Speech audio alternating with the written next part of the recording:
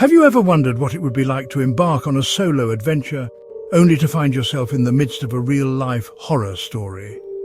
Solo trips are often romanticized as journeys of self-discovery and freedom. But what happens when these solitary escapades turn into nightmares? Today I'll be sharing 3 spine-chilling tales of solo travelers who encountered the unexplainable and the terrifying. These aren't just campfire stories. These are true accounts from people who dared to venture alone and lived to tell their tales. From haunted hostels to deserted islands and creepy cabins in the woods, each story will make you think twice before setting off on your next solo trip. So dim the lights, sit back, and prepare yourself for some truly unsettling stories. First up, we have the tale of a traveller who thought they had found a budget-friendly place to stay, only to discover they had checked into a haunted hostel. Let's dive into this eerie and unforgettable experience. It was supposed to be just another stop on a long backpacking journey through Europe. Sarah had booked a stay at a seemingly charming hostel in a small, picturesque town. The photos online showed a quaint building with cozy rooms and friendly hosts. But when she arrived, the hostel seemed different. The facade was worn, and the atmosphere felt thick with an unspoken tension. Sarah shrugged off her unease, blaming it on travel fatigue. She checked in and was assigned a room at the end of a long, dimly lit corridor. The creaky floorboards and the flickering lights added to the unsettling vibe of the place. Once inside her room, Sarah noticed something strange. The temperature was noticeably colder than the rest of the hostel. That first night, Sarah struggled to sleep. She kept hearing soft whispers and footsteps outside her door. At one point, she even felt an icy breeze brush past her face, despite the windows being tightly shut. She convinced herself it was just her imagination running wild in an unfamiliar place. The following day, Sarah decided to explore the town and stay out as long as possible. When she returned to the hostel, she found her room in disarray. Her belongings were scattered, but nothing seemed to be missing. She reported it to the hostel owner, who dismissed it as the work of a curious animal or a prank by other guests. That night, the paranormal activity escalated. Sarah woke up to the feeling of someone sitting on the edge of her bed. She shot up, turning on her flashlight, but found no one there. The whispers returned, now clearer and more urgent, as if trying to communicate something she couldn't understand. Panic-stricken, Sarah decided to leave the hostel immediately. She packed her bags and headed to the reception, only to find the owner standing there, as if he had been waiting for her. He looked at her with a knowing expression and simply said, "You've seen them, haven't you?" Without waiting for an explanation, Sarah fled. She spent the rest of the night at a nearby cafe, waiting for the first train out of town. Months later, she learned that the hostel had once been a mental asylum, where many patients had met tragic ends. The spirits of those tortured souls still lingered, haunting anyone who dared to stay.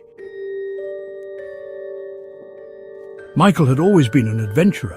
His latest quest was to sail solo across the Pacific Ocean. Everything was going smoothly until a sudden, violent storm hit, tossing his boat like a rag doll.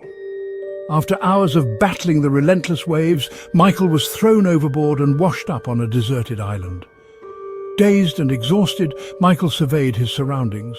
The island was small, with dense jungle in the center and a rocky shoreline. He had no choice but to set up camp and hope for rescue. As night fell, Michael noticed something peculiar. The island was eerily silent.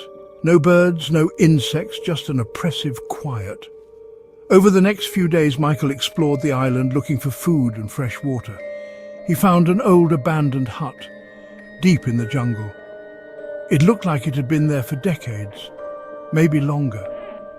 Inside, he discovered strange carvings on the walls and remnants of what appeared to be ritualistic objects. That night, Michael was awakened by the sound of drums. He stepped outside his makeshift shelter and saw faint, flickering lights coming from the direction of the hut. Intrigued but cautious, he decided to investigate. As he approached, the drumming grew louder, and he could see shadowy figures dancing around a fire. Suddenly, the figures vanished, and the drums stopped. Michael stood there, alone and terrified. He hurried back to his camp, trying to make sense of what he had just witnessed. The following nights were filled with similar occurrences. The drumming, the lights, the figures, they seemed to be repeating a ritual from a time long forgotten. Michael's food supplies were dwindling and he was growing weaker. He knew he had to leave the island, but the boat was beyond repair. Desperation set in as he realized he might never escape. One night the drumming returned, louder and more insistent than ever. This time the figures approached his camp, surrounding him. Terrified, Michael tried to communicate, but they remained silent, their faces hidden in the shadows. Suddenly, they began chanting in a language he couldn't understand. The ground beneath him started to tremble, and Michael felt a force pulling him towards the hut. In a final act of defiance, Michael broke free and ran towards the shore. Just as he reached the water, he heard a voice whisper in his ear, "You can't leave." He turned around, but no one was there. Exhausted and defeated, Michael collapsed on the sand. Days later, a passing ship spotted Michael and rescued him. He never spoke of the island or the haunting figures again, but the memory of that night and the chilling whisper stayed with him forever. Chapter 3. The Creepy Cabin in the Woods. Lena had always loved the outdoors. She decided to spend a weekend alone in a remote cabin deep in the woods. The cabin was rustic but cozy, with a small fireplace and a picturesque view of the surrounding forest. It was the perfect escape from her hectic city life. The first day was peaceful.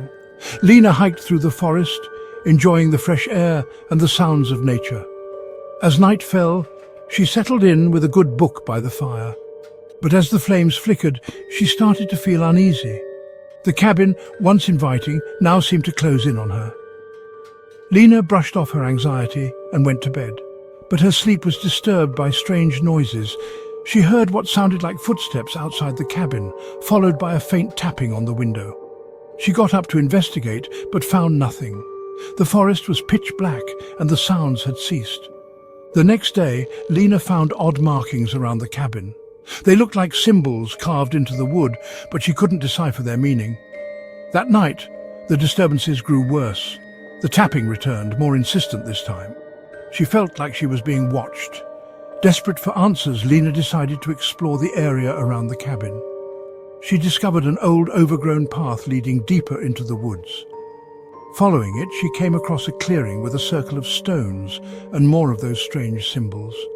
In the center, there was an old, weathered book. Lena took the book back to the cabin. It was filled with drawings and writings in a language she didn't recognize. As she flipped through the pages, she felt a sudden chill. The cabin grew colder, and the shadows seemed to move on their own.